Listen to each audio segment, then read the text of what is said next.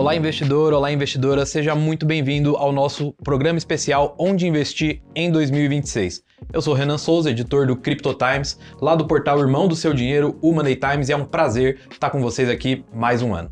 Para compor o painel de hoje sobre criptomoedas e perspectivas para 2026, aqui ao meu lado nós temos o Guilherme Prado, diretor da BitGet para o Brasil. Como é que vai, Gui? Olá, tudo bom? A gente tem também o Marcelo Sestari, diretor de criptoativos da Empíricos Asset. E aí, Marcelo? Tudo bem? Obrigado pelo convite, viu? Tudo certo, maravilha. E o Alexandre Vazarelli, fundador da B2V Crypto. Tudo bom, Alexandre? Tudo jóia, obrigado pelo convite. Muito bom. Bom, para começar aqui o nosso bate-papo, né, sobre perspectivas para 2026, a gente tem que olhar um pouco para trás, né? O Bitcoin chegou a renovar as máximas históricas em 125 mil dólares, as perspectivas para o ano eram muito altas, tinha gente que estava dizendo até que o mercado estava muito bullish, né? Eternamente bullish, mas a gente viu também uma queda de mais de 30% desde essas máximas históricas, colocando o mercado aí em bear market, muita gente decepcionada de certa forma com o mercado cripto. Então, Gui, eu queria jogar para você essa primeira pergunta, né?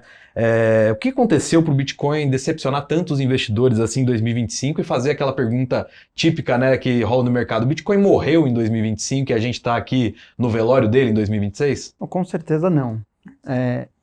O que houve foi uma mudança de humor.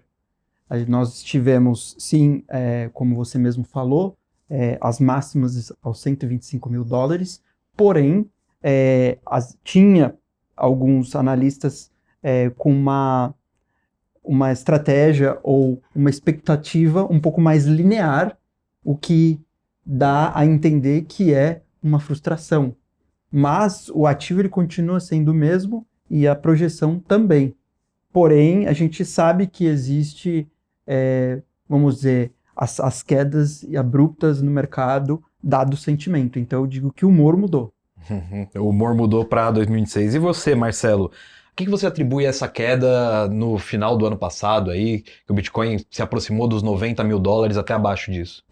Assim, acho que se você olhar o ano de 2025 como um todo, para o mercado de cripto, né, mas para o Bitcoin também, foi um ano positivo em termos de regulamentação. A gente teve muita coisa sendo aprovada, né? Os Estados Unidos anunciou a própria reserva estratégica de Bitcoin, né? A gente teve a própria lei Bitcoin que o Trump ele sancionou, mas ainda precisa ser votada, o Genius Act, o Clarity Act. Então, em termos de regulamentação, foi muito positivo para o mercado de cripto. O desenrolar foi muito positivo. Mas, como você mesmo comentou, acho que a gente teve um otimismo exagerado dentro do mercado, o que acaba sendo um pouco natural dentro do mercado de cripto, e gerou alguns efeitos de liquidação em massa. Então, quando a gente teve essas correções, né, depois dos all-time highs do Bitcoin e de outros criptoativos, é normal a gente ter correção, realização de lucro dos investidores, e aí isso acaba corrigindo o mercado mesmo, e somado a isso a gente teve bastante liquidação em cascata, liquidação em massa, a gente teve alguns eventos específicos que contribuíram para isso, e acaba mudando o sentimento do mercado, né? A gente sabe que o mercado de cripto, um dia está todo mundo muito bullish e do outro dia está todo mundo muito bearish, e isso acabou impactando um pouco em relação a preço, e óbvio, em termos de preço, não foi um ano positivo para o Bitcoin e para o mercado, mas acho que foi mais esse movimento de realização de lucros e de consolidação depois de um all-time high. Interessante. Alexandre, você, depois de falar duas opiniões aí, agora sua vez, né, como um veterano do mercado que já está aí há algum tempo, como é que você viu esse ano de 2025? Polêmica, já começamos. Então, cara, eu acho que foi o ano mais calmo que eu já tive no Bitcoin na minha vida, assim. Para mim foi calmo até demais. Então, assim, a gente lançou o fundo em 2018. 2018 a gente viu cair 80%. O Bitcoin em dólar ano passado começou 93, terminou 86. Então, em dólar quase não se mexeu. O real apreciou, então tem esse efeito. Então, o Bitcoin real caiu um pouquinho mais. Mas, turma, 30% de queda para Bitcoin nem começou o movimento. Se você olhar aí nos últimos 5 anos, queda de 50% tem todo ano 2, 3. E ano passado não teve. Então, para quem está há mais tempo, claramente o Bitcoin está ficando um ativo muito mais consolidado. Volatilidade caindo, os players institucionais entrando. É impressionante, o ano passado parece que foi formatura do ativo. Então a minha perspectiva assim, é bem diferente. Entendi. Teve um amadurecimento do mercado de modo geral, né, Alexandre? Você falou, já teve ano que caiu mais de 50%, 80%. Nesse ano caiu, entre aspas, só 30%. Então, teve esse amadurecimento do mercado, na sua opinião? É outro mercado, completamente. Então, só o fato de a gente estar aqui conversando com esse time aqui de pessoas, mostra que o interesse não só do varejo e das instituições, né? Se você olhar os fundos de investimento no Brasil, alguns já têm Bitcoin em carteira, os multimercados, né? O Verde é um deles, ou seja, imagina o Verde comprando Bitcoin 5 anos atrás. Isso ia ser impensável.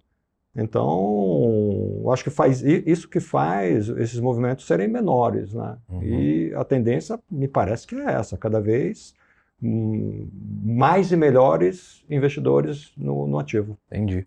A gente também viu o crescimento das Bitcoin Treasuries, né, que são essas empresas de encarteiramento de Bitcoin. E aproveitando que a palavra está contigo, Alexandre, a gente viu também no mercado cripto muitas narrativas, né, uma série de narrativas ao longo dos últimos anos.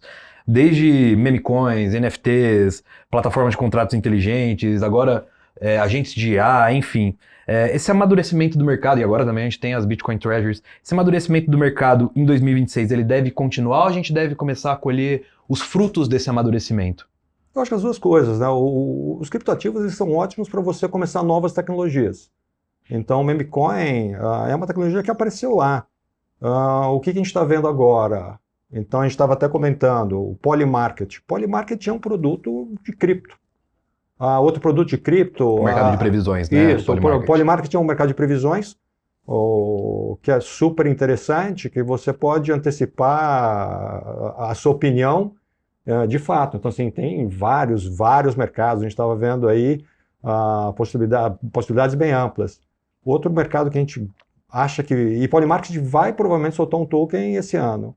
Outro mercado que a gente acha que vai ser muito interessante é o mercado de bolsas descentralizadas. Então tem as bolsas centralizadas, aqui tem um representante, e tem o mercado de bolsa descentralizada, que permite que você faça apostas mais em mercado financeiro na internet, assim. Então é uma coisa bem maluca. Bem diferente. Bem diferente. Uhum. Marcelo, as suas apostas para 2026, quais devem ser as narrativas que vão dominar o mercado agora em 2026, depois desse ano de amadurecimento do próprio Bitcoin? Eu acho que assim, eu concordo com o que o Alexandre falou, essa questão dos mercados preditivos, a gente tem visto cada vez mais ganhar atração dentro do mercado, inclusive ser um termômetro para diversos eventos geopolíticos, né, principalmente para as eleições, que tem ganhado cada vez mais credibilidade, né, quando a gente olha para o Polymarket em específico, mas também surgiram outros concorrentes, como o Cauchy, e acho que a gente vai ver mais concorrentes surgindo, então pode ser uma grande narrativa.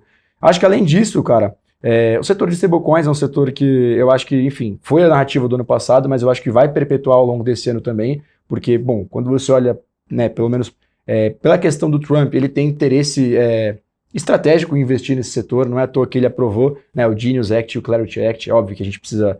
O Clarity Act precisa ser aprovado pelo Senado ainda e pelo próprio Trump, mas provavelmente vai ser aprovado. E assim, acho que é um setor que, enfim, hoje o market cap está em 300 bilhões de dólares. A gente fez uma previsão dentro da gestora que a gente acha que pode chegar a 900 bilhões de dólares, né? Então triplicar.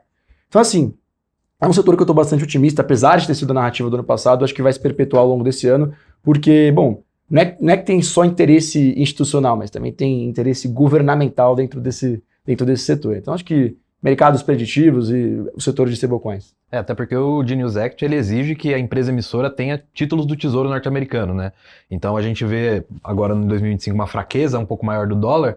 Essas empresas agora que querem emitir stablecoins, elas vão precisar, entre muitas aspas, comprar dólar para emitir dólar tokenizado, né? Então isso deve equilibrar um pouco essa balança, não? Não, perfeito, sim. Acho que isso trouxe muita clareza porque, além disso, traz quem vai regulamentar as emissoras de stablecoins, né? Como que elas precisam ser auditadas, como que elas precisam operar em território americano, né? Até grandes empresas agora e grandes bancos provavelmente vão ter suas próprias stablecoins também. Então é um movimento que a gente tem olhado por grandes players do mercado que estão começando a adotar, e agora depois do Genius Act provavelmente isso vai... Enfim, acho que o número de stablecoins vai aumentar, então sim. Não, legal. Gui, Depois o mercado preditivo, stablecoins, quais são as suas apostas de setores para ficar de olho em 2026? Bom, eu acredito muito que a gente está num momento de consolidação no mercado. Obviamente, quando a gente fala disso, o mercado TradeFi de finanças e o mercado de criptoativos se unindo.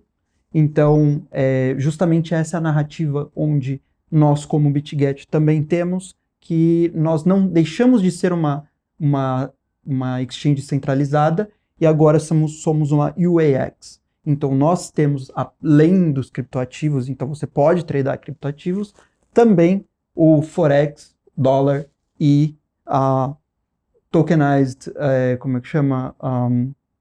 Stocks, né?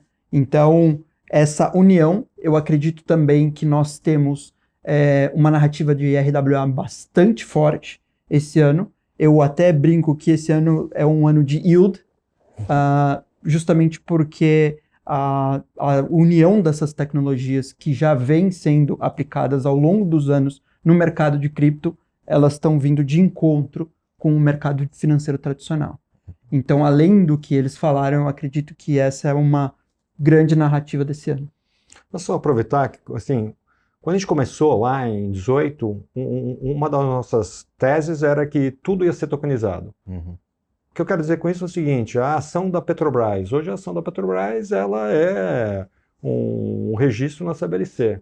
A gente imagina que esse registro vai ser no blockchain. E o que ele está falando é que já está acontecendo. Então ele, dentro do ambiente de trade dele, ele tem cripto, ele tem moeda e ele já tem ações. Uhum. Ainda não é da Petrobras, mas se a Petrobras for esperta, daqui a pouco, e se o Brasil possibilitar, através de regulamentação, você vai conseguir vender os ativos brasileiros para qualquer pessoa do mundo. Uhum. Então você vai... O que os Estados Unidos está fazendo? Eu vou vender meus treasuries através das stablecoins. Se o Brasil quiser, vende os títulos de tesouro, tokeniza, e aí o sujeito do qualquer lugar do mundo, ele consegue esse nosso juro maravilhoso para botar na carteira dele um portfólio. Esse Então, juro real de 9%, né? é isso. Então, assim, imagina você mora na qualquer lugar, na Suazilândia, você quer investir em 14%, real mais 14%, você vai estar a um clique. Essa que é a maravilha da tecnologia. Então, ela abre, vamos dizer, ela elimina o intermediário e simplifica demais o processo de investimento. Uhum. Não, a própria plataforma do Drex, né, que chegou a crescer com essa história da blockchain, mas foi deixado um pouco de lado agora, era um pouco nesse sentido também, né, de você trazer o mercado tokenizado para o mundo real mesmo, assim, né. E, aproveitando isso, Alexandre, você acha que o Drex, ele abandonou a blockchain ou deixou de lado a blockchain por algum motivo político ou alguma coisa nesse sentido, ou mais uma questão tecnológica, né, porque o Banco Central alegou que era uma questão mais de segurança mesmo, né? A blockchain é uma caixa de vidro e nem todo mundo quer suas informações ali expostas para todos. O que você acha do desenrolar do projeto do Real Digital? Então, eu não vou falar especificamente do Real Digital, que, assim, eu acho que eu não estou no detalhe lá para saber o que está acontecendo.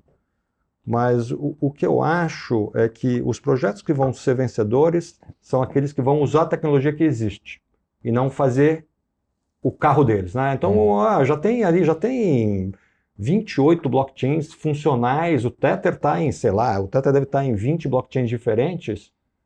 Por que você vai criar o mais um? Eu acho que a tecnologia, se o Brasil realmente quiser fazer o Real Digital, é só botar um token em qualquer um dos 20 que já estão lá e segue a vida.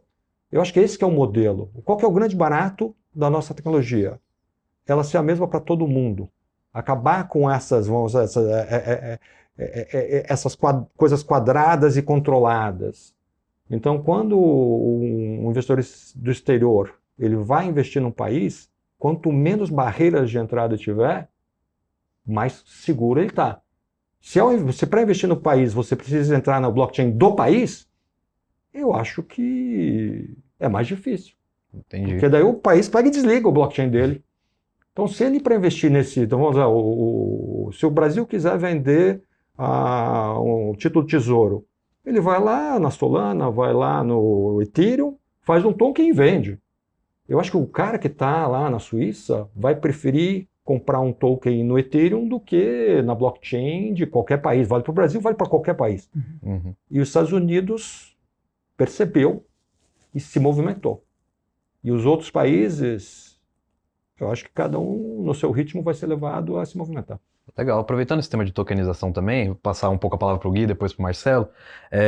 A gente viu também o crescimento do Yuan digital, né, a moeda estatal da China. E aí, nessa perspectiva, Gui, de tokenização de ativos do mundo real, como é que você enxerga esse desenvolvimento de moedas digitais de bancos centrais? Assim, elas tendem a tomar o espaço das stablecoins, elas tendem a competir juntas, ou uma tende a tomar o lugar da outra, levando em conta esse contexto de tokenização global, né? Bom, quando eu olho os CDBCs, eu acredito que é mais uma política de governo e menos sobre a tecnologia que está sendo utilizada, é mais o porquê ela está sendo criada do que como, né?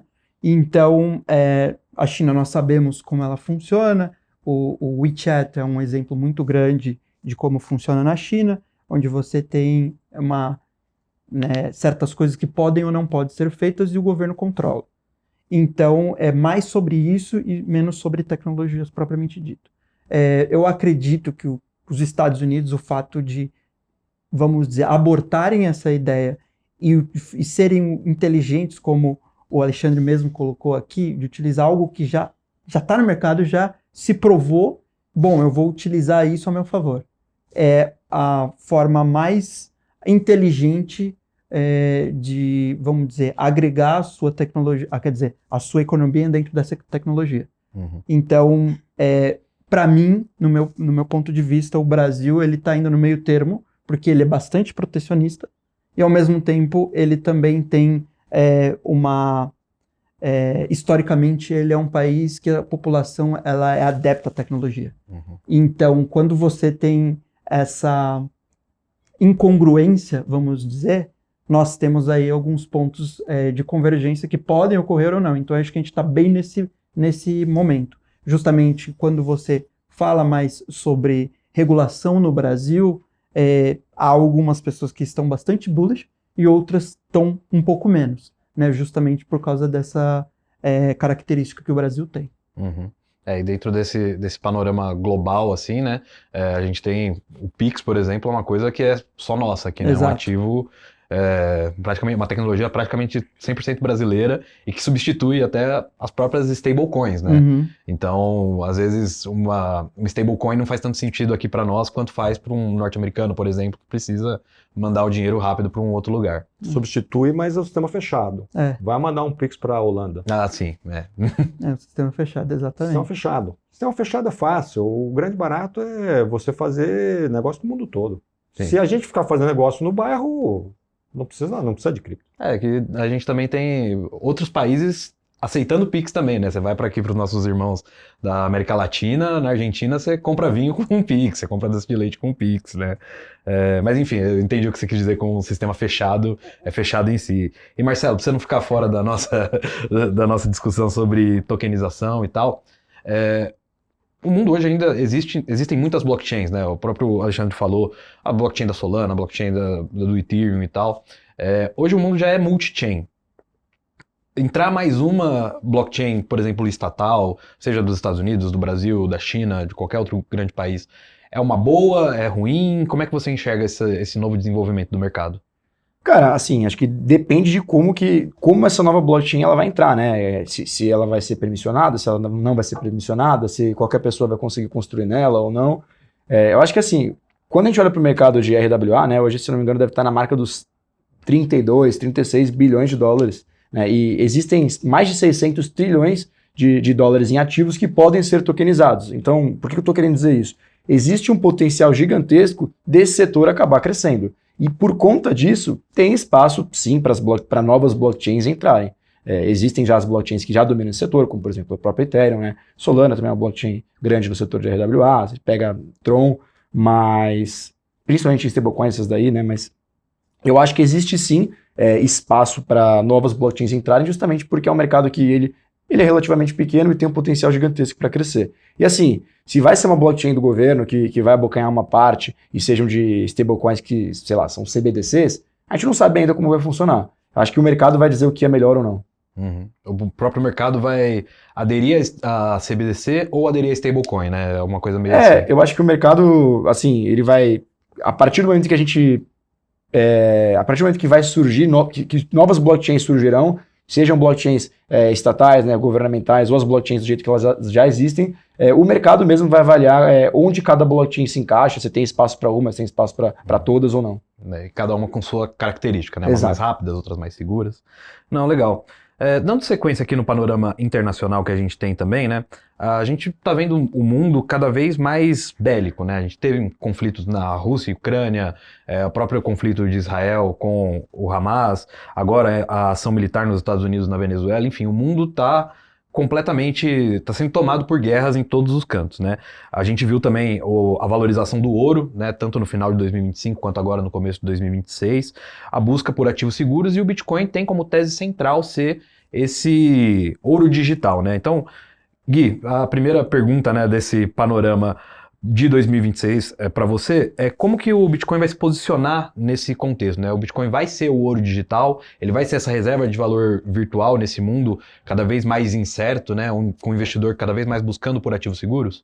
Bom, o Bitcoin, no meu ponto de vista, ele já é o ouro digital. Ele é uma alternativa, não vai substituir o ouro, ele é algo que, vamos dizer, convive junto com o ouro, no meu ponto de vista. O que é muito claro, com a entrada dos institucionais, eu sempre digo isso, é como se tivesse um novo ingrediente no bolo. Então, o fluxo de entrada dos ETFs ou não, e justamente esses movimentos geopolíticos, como você colocou, de incerteza, tendem a direcionar ou não o preço do Bitcoin. Uhum. Mas a tese de reserva de valor, propriamente dita, ela não mudou. Legal. Marcelo, na sua opinião, como é que o Bitcoin vai se posicionar nesse novo xadrez geopolítico que a gente está vendo agora em 2026? Assim, até concordando com o que o Gui falou, quando você compara, por exemplo, a inflação do ouro com a inflação do Bitcoin, né, o Bitcoin tem uma inflação menor que a do ouro, né? Acho que o do ouro está, se eu não me engano, de 1,2% a 1,4% ao ano, enquanto o Bitcoin tem 0,8% ao ano e tende a cair, né, pela metade de 4 em 4 anos à medida que o halving for acontecendo. Eu enxergo o Bitcoin hoje como um hedge contra a inflação, né, como o Gui mesmo comentou, como um ouro digital. Eu acho que o ativo cada vez mais vai estar institucionalizado, sim. Como eu comentei no começo do programa, a gente já teve o anúncio de uma reserva estratégica de Bitcoin, e, enfim, os Estados Unidos não comprou Bitcoin, ele apenas confiscou alguns Bitcoins, né, apropriou para ele, quer dizer, confiscou não, colocou dentro da sua reserva, né, anunciou uma reserva de Bitcoins que já tinham sido confiscados anos atrás. Eu acho que a gente vai ver, sim, cada vez mais empresas comprando Bitcoin dentro das suas tesourarias, mais estados fazendo isso, né, a gente viu no ano passado que o Texas anunciou a compra de, acho que se eu não me engano, foram 10 milhões de dólares em Bitcoin dentro da sua tesouraria, o que é pequeno, né, mas já é um começo. Então acho que a gente vai ver sim cada vez mais esse aumento, não só por empresas, mas como estados, como nações, como governos, né, e eu acho que sim, que é um ativo que, enfim, todo mundo vai comprar, né, sejam todos esses players que eu falei, e teremos sim uma corrida pelo novo ouro digital, onde talvez quem chegar primeiro vai se beneficiar mais do que quem chegar por último, que talvez pode acabar entrando atrasado. Maravilha. Alexandre, você que está aí vendo mais tempo no mercado como um todo, o Bitcoin está consolidando essa tese de ouro digital? Você concorda com o Gui e com o Marcelo? Assim, o mundo está ficando menos globalista. Isso eu acho que é fácil a gente falar. Então, se vai ficar mais isolacionista, vamos imaginar, vai ter o bloco Estados Unidos, o bloco Rússia e o bloco China. Como é que eles vão conversar? Não sei, mas o que eu sei é o seguinte, o Bitcoin conversa com todo mundo. Tem 180 moedas no mundo, o Bitcoin tem par com 175 delas. Tem 5 países que não aceitam Bitcoin. Então, se você é o cara que conversa com todo mundo no mundo onde ninguém se conversa, a sua vantagem competitiva é gigantesca. Uhum. O ouro, todo mundo fala ouro, ninguém nunca viu ouro. Eu tô aqui, eu sou um pouco mais velho que todo mundo aqui, eu nunca vi o ouro. Uma barra de ouro, assim. Nenhuma barra, nenhuma moeda, nunca vi nada disso, porque nunca vi ninguém pagar alguma coisa com ouro. Bitcoin eu já vi. Não é muita gente, mas eu já vi, eu já comprei um Parmegiana com Bitcoin. Então assim, eu acho que nesse sentido a vantagem competitiva do Bitcoin é gigantesca. Isso que você falou é curioso, né? Porque muitas pessoas que defendem a tese do Bitcoin como ouro digital é justamente isso, né? Você não consegue pegar e pagar um pãozinho com uma barra de ouro, mas você consegue pagar com uma fração de Bitcoin, né? Então, é uma das vantagens do Bitcoin frente ao próprio ouro, né? Se consolidando aí como uma tese de ouro digital. Bom, a gente vai chegando aqui para o final do nosso painel, mas não sem antes a gente tentar responder essa pergunta, né? Onde investir em 2026? Lembrando para o pessoal que está nos assistindo, que está nos ouvindo, que o mercado de criptomoedas é altamente volátil e é sempre bom manter uma parcela responsável dos seus investimentos em ativos digitais. Alexandre, aproveitando que a palavra está com você, quais são as suas apostas para as criptomoedas em 2026, seja o Bitcoin ou teses alternativas desse mercado? A gente, no último ano e meio, a gente foi diminuindo o número de ativos na carteira, porque foram 2 anos bem complicados para os ativos menores. Então, a gente deve continuar nessa tendência aí com 8, 9 ativos na carteira, os maiores, assim, vamos dizer, os top 20. Uhum. Mas a nossa expectativa é que se esse movimento de consolidação termine e comece a subir, aí você abre espaço para, vamos dizer, botar mais pimentinha no seu portfólio. Uhum. Então, assim, o timing não acho que é agora, mas se a gente meio que tiver certo que consolidou e vai começar a subir, aí a gente vai se espalhar um pouco mais e vamos ver vamos ver qual que vai ser a pimenta do momento, né? O barato de trabalhar com isso é que cada mês tem uma história nova e o nosso trabalho é tentar não ficar muito atrás nelas. Legal. Cada mês a gente está falando de um setor diferente. É ano de cachorro, né? É ano de cachorro. Mas na sua visão, então, o investidor tem que olhar aquelas 20 maiores criptomoedas do mundo ali. E eu acho que a gente, como investidor, está fazendo isso, mas tem gente que se especializa em setores pequenos. Então aí vai ser uma outra estratégia. Eu acho que a gente é um pouco conservador, assim, dentro do mundo dos criptativos, a gente se propõe a ser uma casa conservadora. Então a nossa estratégia é essa, mas vamos dizer o seguinte, tem muita coisa acontecendo. Entendi. E você se arrisca a chutar um preço para o Bitcoin no final de 2026? 26? 26. 175 mil. 175 mil. É o dobro, né? Dobrar. Quase dobrar, né? Na parte de 90. Não sei quanto agora, mas assim, dobrar a gente já viu algumas vezes. Então o Bitcoin deve dobrar em 2026. É o meu chute. Né? Você pediu o palpite, não venha me cobrar depois, né? A gente vai voltar essa... E eu vou fazer Se for acertei, eu errei. Não... A gente vai voltar isso aí no final, em dezembro desse ano. Se dobrar, a gente comemora, a gente faz outro. Beleza, a gente faz mais um no final do ano. Isso. Marcelo, a mesma pergunta para você. Quais criptomoedas, setores, investimentos o investidor deve ficar de olho, né, no ramo das criptomoedas? E também se você arrisca dar um palpite para o preço do Bitcoin até o final de 2026. Não, combinado. Assim, acho que o que o Alexandre falou, a gente tem feito também, a gente reduziu a nossa exposição dentro das nossas carteiras para poucos criptoativos, uma carteira composta de 6 a 8 ativos, e esses ativos são os maiores do mercado, né? Então as 20 maiores moedas por market cap, acho que é o que a gente tem olhado, né? Por quê? Porque são ativos que já estão mais consolidados, já tem mais dinheiro de institucional dentro desse mercado, né? Hoje, o mercado de cripto, ele enfrenta um problema que a gente tem muito mais token, em termos de liquidez, a gente tem menos liquidez para mais tokens em comparação com os anos anteriores. Então, se você olha para ativos menores, né, acaba sendo um pouco mais difícil de você capturar valor em relação a isso. Mas o que eu ficaria de olho? Né? Ficaria de olho em ativos que já estão com parcerias e institucionalizados, ativos que estão ligados com o próprio setor de stablecoins, que é um setor que eu falei que a gente está de olho, então, sei lá, Ethereum, Solana, que são duas blockchains que estão construindo dentro do setor de stablecoins, ou até empresas dentro do mercado de cripto que são emissoras de stablecoins ou estão construindo dentro do mercado de stablecoins. Também ficaria de olho para tokenized stocks, como o Gui tinha comentado. Eu acho que sejam empresas de cripto, sejam empresas do mercado tradicional que vão estar tokenizadas e você vai poder negociar on-chain. Acho que é uma narrativa interessante de você ficar de olho, porque talvez, enfim, você consiga fazer alguma arbitragem, consiga capturar algum valor, alguma empresa pode ser que esteja descontada por estar negociando on-chain e ainda não está sendo precificado. Então, eu ficaria de olho mais nos maiores ativos do mercado mesmo, de uma maneira conservadora, como o próprio Alexandre comentou. Acho que a virada de mão não começou ainda, mas a gente pode sim ver isso acontecendo ao longo desse ano, se esse período de consolidação acabar. Então, Bitcoin, clichêzão, mas fato. Ativos ligados ao setor de stablecoins e os maiores ativos do mercado que, enfim, já estão bem interligados com o institucional. Uhum. Esse começo de ano não é o ano de começar fazendo loucuras, né? Colocar tudo em meme coins, colocar em teses alternativas aí, não é o momento de começar fazendo isso. Não. Colocando o pé na água. Acho que o momento agora é a gente entender como vai ser a dinâmica do mercado ao longo desse ano. Obviamente, a gente não sabe e também a gente vai ter uma interpretação que vai mudar ao longo do ano, como muda todos os anos, porque, enfim, acontecem 1 milhão de coisas que são imprevisíveis. E preço do Bitcoin para o final de 2026, cara, eu vou de 150 mil dólares. 150 mil dólares. Perfeito. Gui, a parte difícil agora ficou para você, né? Jogaram, já falando de dobrar o preço do Bitcoin aí, mas eu quero ouvir, antes da gente falar do preço do Bitcoin, eu queria ouvir de você quais que são as criptomoedas, setores ou teses que você acredita que devem despontar em 2026. Bom, a gente está num momento de incertezas.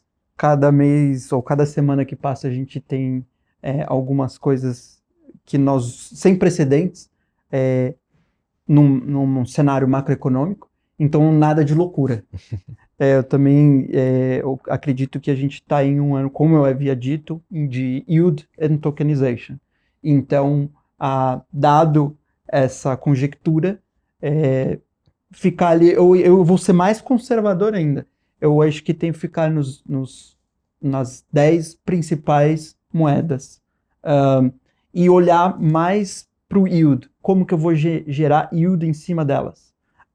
E então as corretoras globais e até os projetos buscar como que você faz dinheiro em cima desses ativos.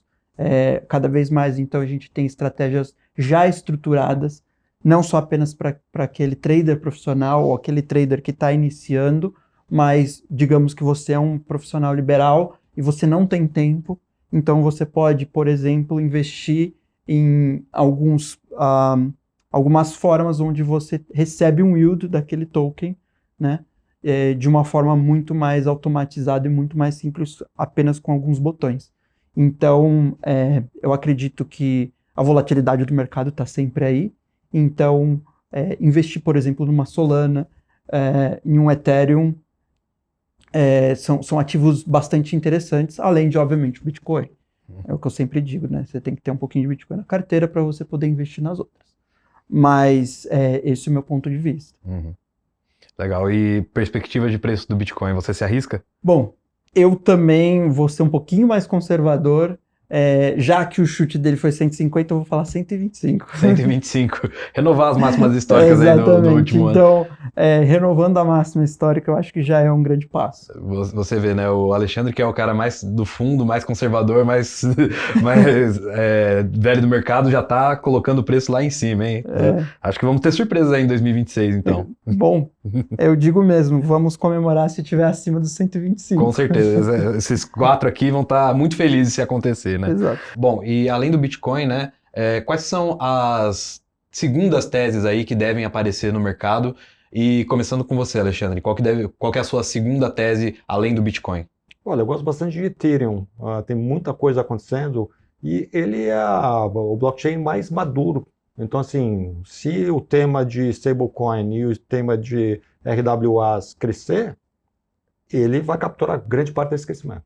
Uhum, perfeito. Marcelo, você, qual que é a sua segunda tese além do Bitcoin?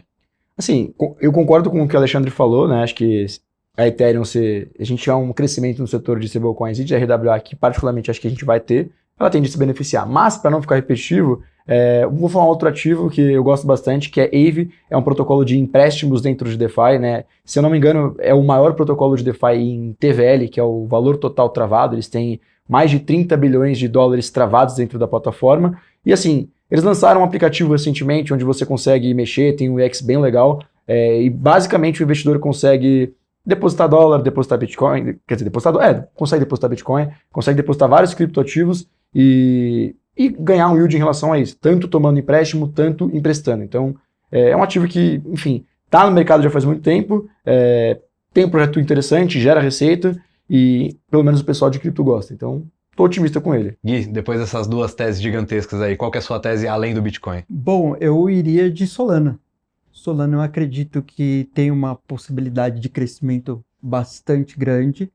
E além disso, a gente tem, como você mesmo mencionou, as empresas de tesouraria em Solana, até mesmo para capturar essa volatilidade, além disso, a usabilidade do próprio protocolo para crescimento de vários outros projetos dentro do mercado cripto.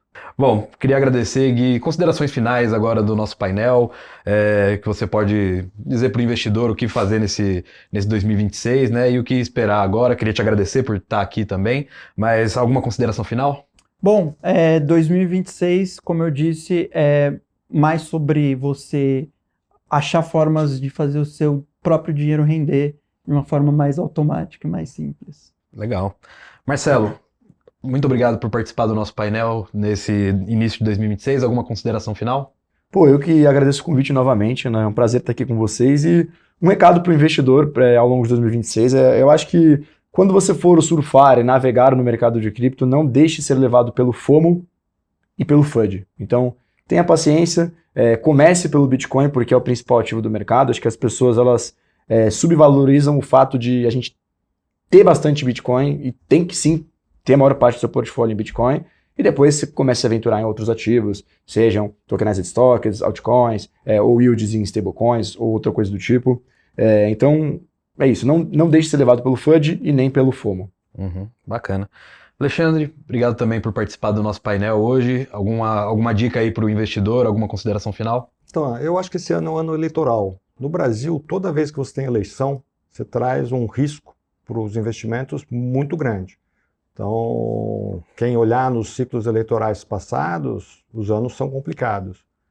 Criptoativos, ele trabalha numa outra frequência. Então, acho que a minha dica é o seguinte, pega o seu risco, tira um pouco de risco Brasil, dá uma acalmada lá e usa esse risco para cripto. Ou para dólar, vale para a Bolsa Americana. Ou seja, espalhe um pouco o seu risco. Não estou dizendo, não precisa nem diminuir o risco, mas usa o seu risco de uma forma inteligente. Sai de um lugar onde vai ser muito arriscado por causa do ciclo eleitoral e vai para um outro lugar que o risco não conversa. O Bitcoin não está preocupado com quem vai ser o presidente do Brasil. Então, ele não vai se comportar da mesma forma. Não estou dizendo que ele vai se comportar bem ou mal, mas ele vai se comportar de uma forma diferente. Isso é muito bom para o seu portfólio. Então, eu acho que o brasileiro deveria olhar criptoativos com muito carinho nesse ano por conta do ciclo eleitoral. Maravilha.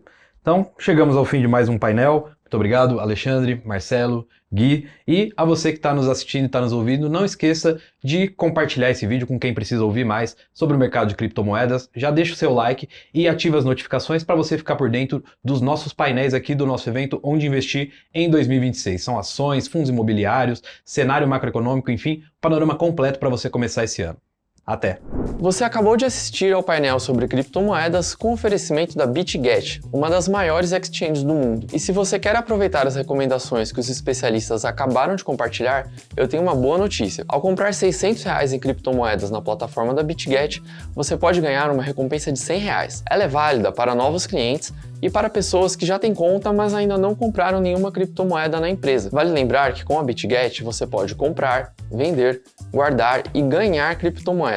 São mais de 800 criptoativos disponíveis na plataforma. Para aproveitar essa campanha, é só clicar no link da descrição desse vídeo ou escanear o QR Code que está aparecendo na sua tela.